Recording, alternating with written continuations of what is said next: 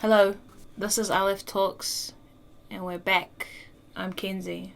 I'm Lilia. So, what are we talking about today? Bible stuff. Yeah. Christian stuff. I was literally going to say Bible stuff. Bible stuff. It's Bible stuff, yo. I think that's mostly what we're going to be talking about in our podcast, if we're going to address that. Just as well as our family and friends. Mm. Brief one on that one. Or really long, depending on how we want to get to it. Yeah.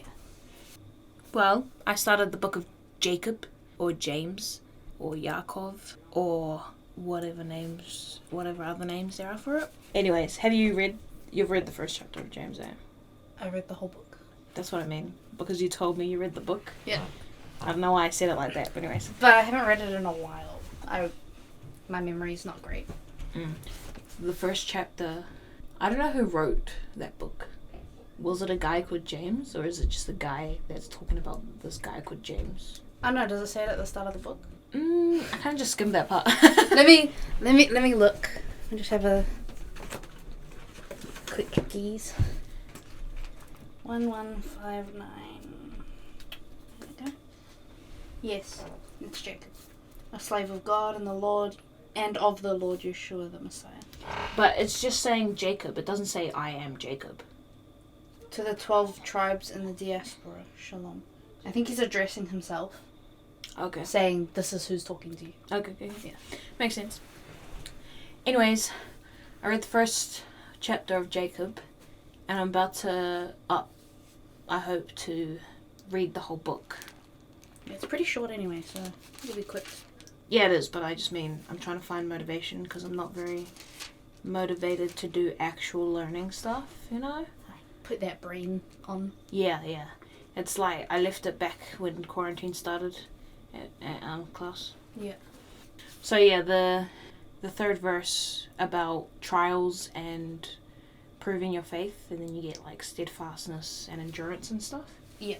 I thought it was really. I think that was Can I look at your book? Yeah. I think that was my favourite verse from chapter 1 because it kind of casts away your worries, you know? I feel that. I think recently I've been feeling really anxious about this whole quarantine stuff. Not so much for the breakout itself, but for what it means for everything to as be a whole. lockdown. Yeah. Yeah. It's not super worrisome since I believe in God and stuff. Yeah. And I have Him to fall back on, so I don't really have to worry about the worldly stuff. Yeah. But even so, it's hard to just focus on that when the worldly stuff is right in your face. But I'm learning to make God right in my face at all times. Yeah. Yeah. That That makes sense, right? Yeah, I get that. Because like Peter, was it Peter in the walking on the water towards Jesus?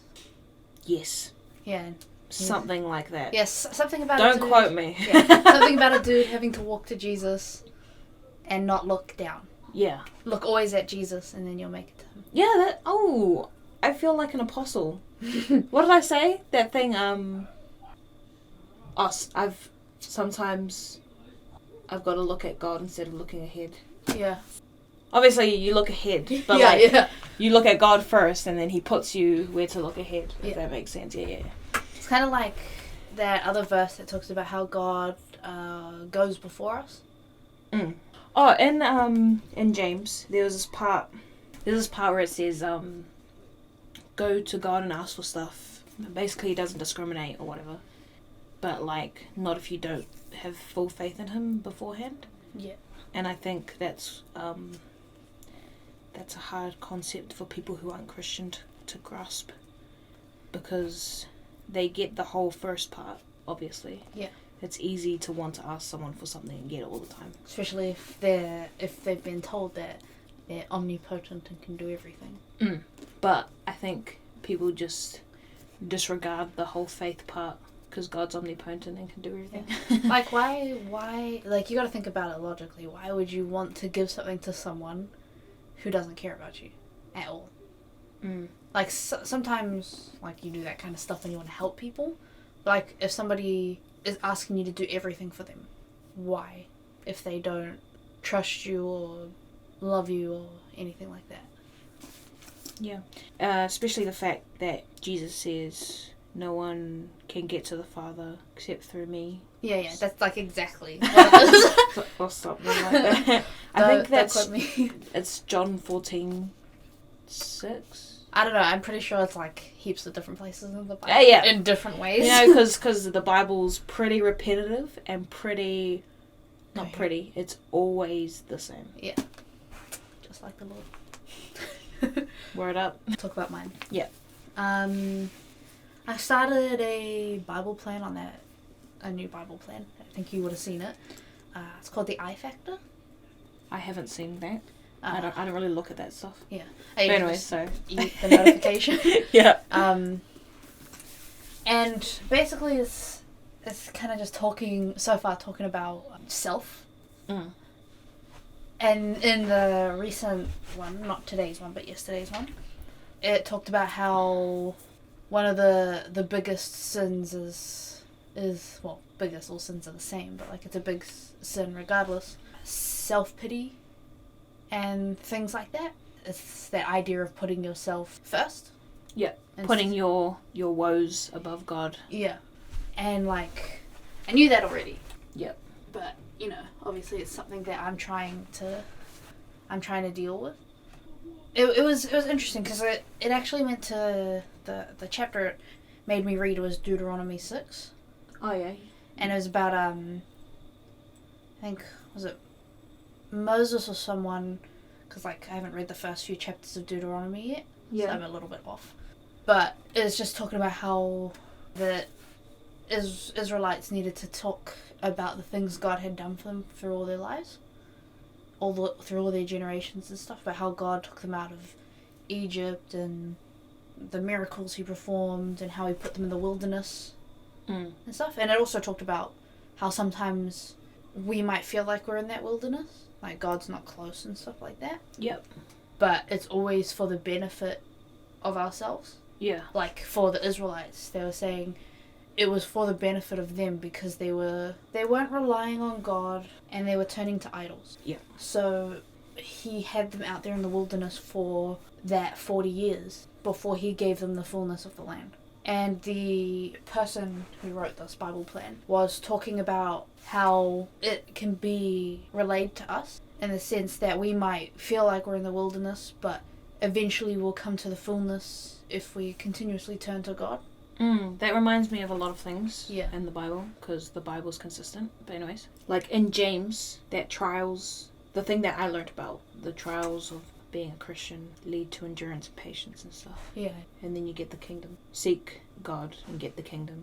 There's some verse like that. I read a chapter or something not too long ago. I forgot why I was reading it. But probably one of the Bible plans I was on. But it talked about... it was Proverbs, I think. Yeah.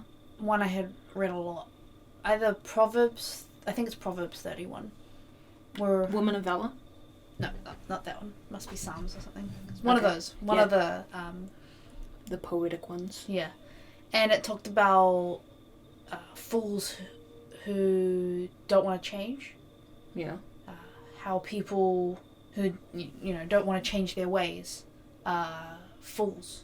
And people who take change are righteous and get wisdom and understanding and stuff. Of course, yeah. That was really good. Reminds me of the things we had learnt.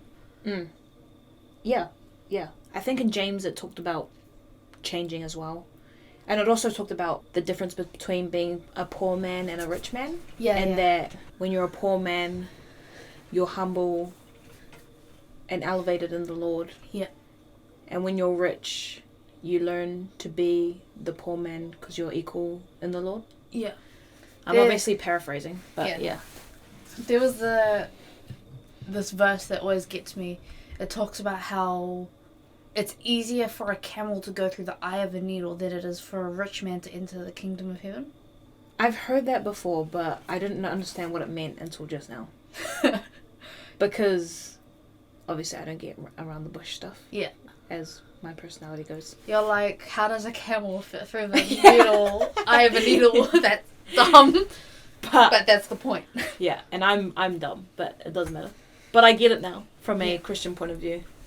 But that's what we learnt this week. Yeah, it's all very enlightening stuff. And I think every time I read the same thing on the Bible, I learn something new. That's why it's good to practice religious reading. Yeah, I heard that someone once said to me that the Bible has been getting read and studied for hundreds of years, and still there is more to come from it. I think it's because, we're constantly changing all the time based on environment and feelings and different situations. So Bible verses and chapters give us a new outlook each time we read it. True. So we always have something different to take away from it and stuff. It's really cool. Yeah, it is. As I am right now, when I first became Christian, I had this really intense, high on taking Bible, reading the Bible. So I was really intense on reading the Bible all the time, reading chapters every day. I still read a lot of the Bible, obviously. But I only do it on my Bible app in the Bible plans. Yeah. It is willingly, of course. Yes. But it's not what I'd like to get to. And yesterday when I called you and I was like, oh, I'm bored. What do I do? I'm watching anime, but I don't want to be unproductive. I do work out. Nowadays, I've been working out. But working out's only a short period of time. I can't do it the whole day. And all this stuff. And then you're like, oh, read the Bible. Then I was like, oh yeah. And then I was like, I almost didn't read the Bible because I'm not motivated a lot of the time to do so. It can be really tasking. Yes, I feel that. Because it's a whole different experience when you're reading the Bible. It's not just a book. Yeah. It's what guides us in our life. And it's history as well. And it's also a very key point in learning about God. It's tasking. There's so much work involved in reading it. And you have to think a lot and apply it to your life. Yeah. And there's constant areas that we need to change as humans because we're sinful. So there's a lot of brain work in figuring out what you need to change to apply to how God is telling us to live in the Bible. Yeah. I always find it hard wanting to read. Because you can't just read. You can't just read it. Yeah, you can't just read with no thought in mind. I'm going to have to go back and reread the whole Genesis. I was thinking of doing that yesterday, actually. Because I just read it. I did just read it too. When I got to Leviticus, I stopped just reading and actually studying because there's so many rules in Leviticus. That was a nightmare. That took me months to get through. So many instructions. Yeah. So yesterday when I was about to not read the Bible, it made me think about why I wasn't going to read the Bible. Because I have to give myself justification as to why not to do something. Yeah. And I was like, oh, because, why are you going to read the Bible? You're not going to take anything away from it? Look. And I was like, but it's better to read the Bible than to not read the Bible. Yeah. On the off chance that you might take something away from it. Yeah. And it was just about the beginning motivation, really, in my case, because I can't really read something and not take anything away from it unless it's studying. Yeah. But studying the Bible is different from school studying. Because it's more incumbent on yourself when it comes to studying the Bible. Studying for school, though it feels important, it doesn't have that same kind of heaviness as studying the Bible does. In the end, though, I do really enjoy studying the Bible when I do that. It's just that when I think of doing, starting it, I get really demotivated because I just feel like I don't think God would want me to do this if I'm just thinking it's a task. I get that.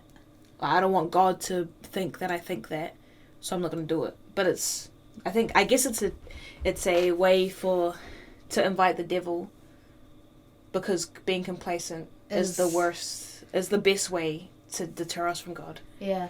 Sometimes I forget that I'm supposed to read because I get caught up in daily tasks. I feel you, yeah. And it'll get late and I don't want to read when it's late. Yeah. But I also don't want to pile on the amount I have to read because I make myself read what I didn't the next day. I get you. So if I read a chapter a day, but I miss 4 days, You then have to I'll read 5 chapters. And sometimes that can be really enjoyable when I'm really in the mood, but when I'm not so there, it's really hard. I get what you're saying. It's easy to be put into the mindset of just do it tomorrow. You know? Definitely. It's procrastination is just another way there. I wrote that in my journal that I'm not going to make any more excuses. I'm just going to read. Because it doesn't matter if you're not in the mood to read. Because when it comes to the Bible, as someone who's a Christian and who personally loves God, then you get, you may be demotivated in the beginning, but you get to this point where you're like, oh, I've been doing stuff that aren't this. I should change, but how do I do that? And then you just get into the mode of thinking really hard in the first place. There are times, because you're talking before about how sometimes you don't want to read because you feel like you're going to get nothing from it. There are some times where I do read chapters or parts that I just don't get. Yeah. Or that don't resonate with me. And it's not always going to be like that. Of course. And it's like having to remind yourself that it's not what you really need to understand at that time. Yeah. Yeah, like, I get that too. Because I also read and not get something from it. And then I get into that rushed position where I'm just like, oh, I have to finish it anyway. Like, who cares? But that's still better than not reading it. Because the words are there. Yeah, and you may not think you're taking anything on, but then you'll be like, oh, I remember that verse, you go to Jesus and then you get to the Father. It's something like that. It was in there. And then, see, like, I don't know where that verse is from, but I know it's in there. Like, sometimes I get so frustrated because I feel, sometimes I don't want to read because I feel like I don't take anything on. The information just doesn't stay in my head and it frustrates me so much because I feel like I should know if I've read the book more than twice and I still can't remember what it says. I think we have to think about personality when it comes to that, because I think although you have that whole study aura going on with the Bible, the way that it affects you at the time is better for you in general. Yeah. Because it gives you that whole self-evaluation underneath God's guidance kind of thing. So it's not that important that you remember all the scripture. Like, it's not like if God wanted you to remember it, he would have let you. So there's people out there who he's gifted with great memory anyway, so yeah. I think I'm in between. Just a normal memory. Yeah. Except when it comes to really important stuff. So with this whole COVID-19 lockdown going on, we have a lot of time to do nothing. That's where my initial worries with reading the Bible came from, because there's so much time, but I've been putting it off. I struggle with this so much because I get bored so easily, but nothing seems satisfying. Yeah. And there's somewhere in the Bible it describes that about being a bored person. I feel like I've heard about that too. Yeah. Somewhere I've heard it. Or Alice has said it or something. Yeah. Just about how being a bored person is the worst. Because your mind is easy to attack. And I think for both of us, that has shown these days. It's hard because when you have so much time, like, we don't have to go to school, we can't go out, we can't go have a coffee while we study together. We can barely see each other. Yeah. We're breaking the law right now. We can't go to the fam's house. It just feels like we're not busy enough. And it can be really tasking on the brain. Yeah, that reminds me of what, that really bad time that I went through. Yeah. That reminds me of what Alistair said afterwards. So when I was talking to him about it, he said that obviously there's the prevention in a way that you shouldn't put yourself in a situation like that. Yeah. But then he also said it's best to not give yourself time to think about being put in a situation like that. And he said that it's best to plan your days and give yourself a checklist of what to do so you don't have to go through hard times as easily as that was. Yeah. I was doing that for that time earlier this year and late last year because, oh no, the previous year, in that school break time, last year, because it was so, I was just wasting time, sitting there every day doing nothing. Yeah, I remember when you started writing what you were doing. When I realized that I was doing more stuff and I got into that buzz, I stopped writing. And look where I am now. I was fine during this holidays. Yeah. Until this lockdown. Yeah. When they forced a 2-week break on us. Yeah. And I actually almost did nothing. It's also really hard, I think, as someone who has such a wild imagination and thinks about worldly desires all the time. Not all the time, but often enough to be worried about it. So it's like, it's those times you have to pray the most, really, which I do. Yeah. It's those times that I pray the most, because I feel like when I'm thinking those kinds of thoughts, that I'm just neglecting God, you know? I get that. I recently, because I always put time just before I go to sleep to pray to God about the day, just because. I do that too, yeah. But my brain gets so distracted. And I'm always, like, I pray to God often about it because I don't want to be so distracted when I'm trying to talk to Him. Mm. Specifically when I'm trying to talk to Him. But my mind wants to wander all the time. And to places that aren't worth thinking about anyway. Yeah, I get you. It's not like we instinctively think, oh, I want to think about this. It's bad, I know, but I still want to think about it. It's just that we're thinking about stuff. And then there's other paths. And then there's other paths connected to those paths. And then you just come to a place, yeah. I try my best to recognize that I'm at that place. Same. And then I pray to God. Like, because sometimes it's just hard to remember what you're supposed to be thinking about. Yeah. And then realize you're off the path. Because I pray to God about, like, heaps of things. Things I want, things I hope for, etc., etc.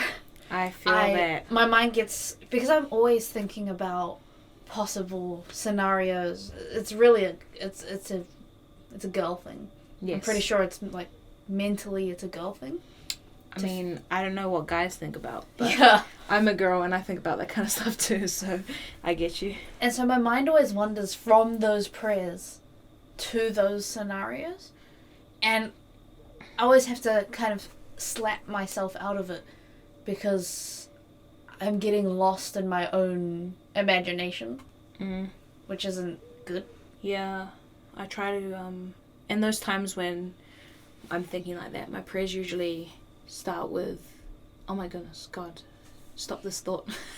Because I feel like that's the most effective way for me to stop thinking about negative or bad things. Mm. Yeah, this time, I was talking to my online friend about it, having so much time opens so much space for those kinds of negative thoughts. Yep. Especially for someone like me who's struggling with those kinds of things so hard. This time just emphasizes those thoughts.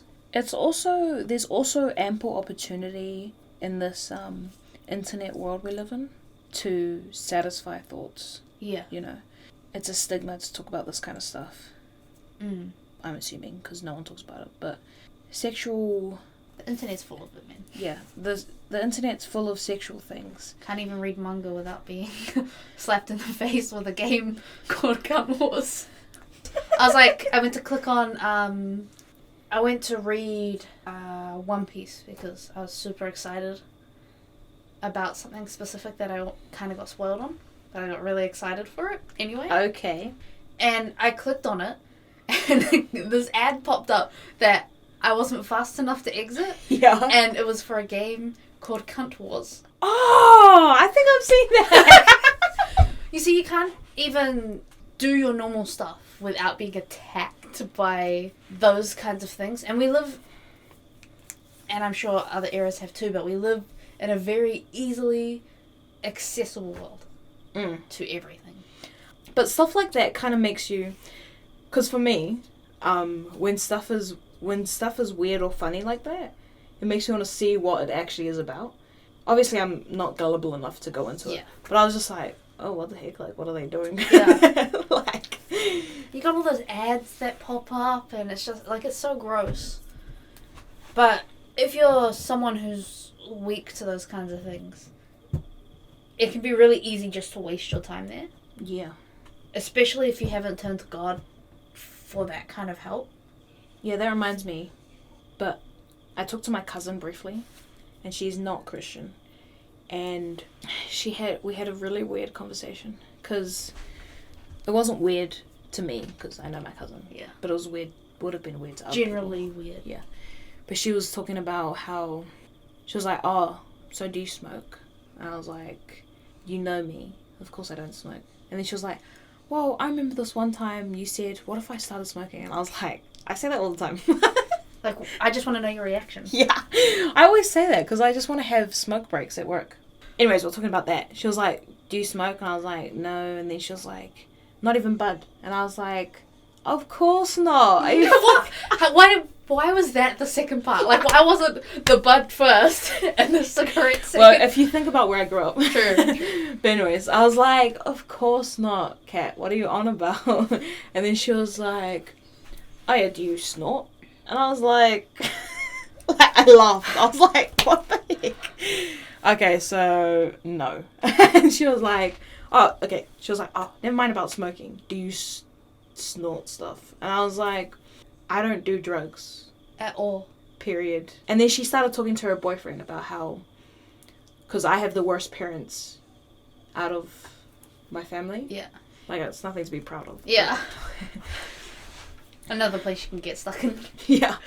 Anyways, she started talking to her boyfriend and she was like, yeah, for someone who came up with the worst parents, she turned out the best out of everyone, right? And then I was like, yeah, okay. And then she was like, and then me and my other cousin who came up with our parents, who were pretty alright, but like still bad, we turned out just like them. And she was like laughing and stuff.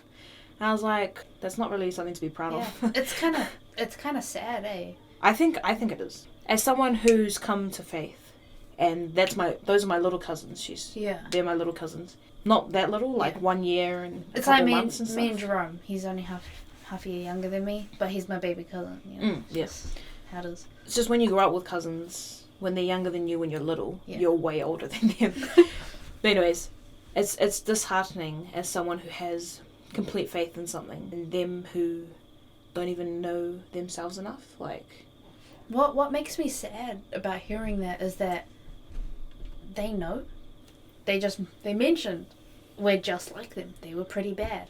And then laughed about it. Yeah. They must be either so uncaring for it, that like they don't think it's actually that wrong, or that they're not talking about how bad they might feel for being just like that. I think they find that it's amusing and cool to be stuck the way they are because they haven't had role models. Like, I haven't had many role models, but I've had, people like Suzanne, and then Julia and Alistair, and then I came to faith. Now I have God and Jesus. No better role model?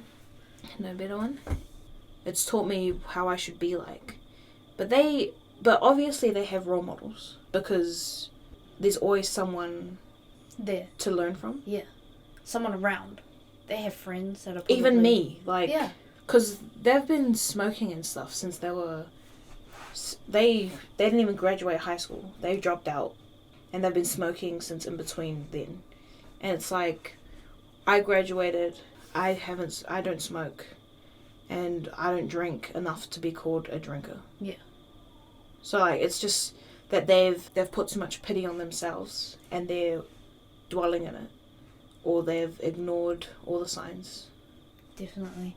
I get that, because all the adults in my family, right, they're either alcoholics, drug addicts, or abusive. Or crazy. Yeah, I think that's my whole family too. But I had CJ. Yeah. Who was normal. Who was smart enough to not do dumb stuff. Which was a good example for me to follow for the most part. That's what I hope to be for my siblings. it's so hard being a Christian with a family who isn't. I only think it's hard because your family's not Christian. Not because them not being Christian affects your Christianity. Yeah. Not like what most people would think, I think. I think that's a common thought, that if you're in a family that isn't Christian, it would affect how you are as a Christian. Yeah. But for us, it's that our families aren't Christian, and it's hard to see them be stuck in that way. It's hurtful to see them when you know there's something right there, someone right there for them. Same with our friends. Yeah. You can see all the time, you just see them making dumb decisions, and you try to show them who God is and show them through words, actions, anything, and they just don't want to. It's not nice being ignored either as a friend. Like, just because we're talking about God doesn't mean our opinion doesn't matter. Yeah, if we're really friends, you take it on. Think about what we have to say. Instead of just ignore it blatantly. That's so frustrating. It's so hard. But I think that's a major problem with people these days, that they're so stuck in being fleshly. Fleshly. Of the flesh. Yeah. What's that? Do not conform to the ways of the world, but be transformed. Something, the Lord. Is that Galatians or something? That sounds legit as. I've read that like 4 times. I've read that a lot too. I remember from HM Rage. Yeah. That was before I was Christian, and I was like, whoa, that's cool. Yeah. But, the Bible always talks about humans wanting to do that of their flesh. It's so much easier to do those things, especially if they feel nice or seem like they're so nice. Why would you stop something that seems nice or feels good, right?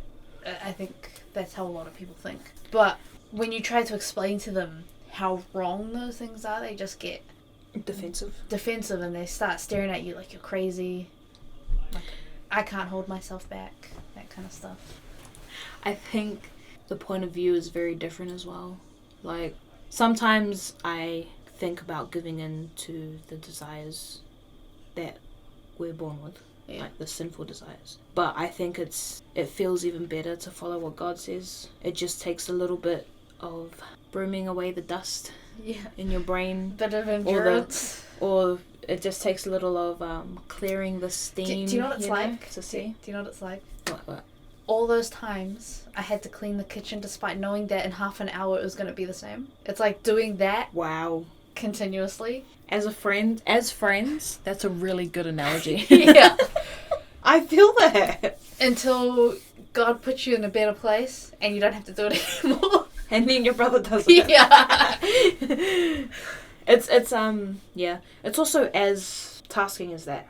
It feels like that because personally I can say it's not easy. Yeah. Same. It's just. But God says it's going to be hard anyway. Yeah. It's the wilderness, That's what we have to look forward to, the endurance, patience, and steadfastness afterwards. But I think we're good. Yeah. When you have people like us and Alistair, our teacher, who has taught us very well and equipped us with great lessons of the Lord, in my opinion. In the Bible, I think it talks often about the blessings of having good and close friends. Yeah. And a good community. I've read that too. Yeah, and a good teacher. Yeah. Which I feel so blessed for. I was talking to my online friend.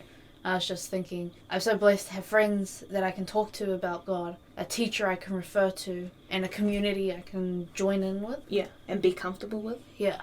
Especially as people that aren't very accustomed to being comfortable with random people. Though our church community isn't random anymore. Yeah. But we still welcome random people. I like that. I feel more open towards people generally. Yeah. Still a bit closed off because it's my nature, but more open. Yeah. Well, anyway, I think that's it. I think that's... We're almost at 50 minutes. So we said we were only going to talk for half an hour. Well, you're talking about the Lord, man. You can't stop. We could sit here for another 3 hours. Don't stop. I love that song. But yeah. Anyways, this was a nice conversation. Yeah. I know we talk very often, but it doesn't feel like often enough. Yeah, I think this is good for us. We should add it into the podcast too. Yeah. Just, it's good to be able to have set conversations to talk about because it focuses the broadness of God, so that we can. It's also like how we've been talking about our thoughts, because we've made this podcast to focus on God.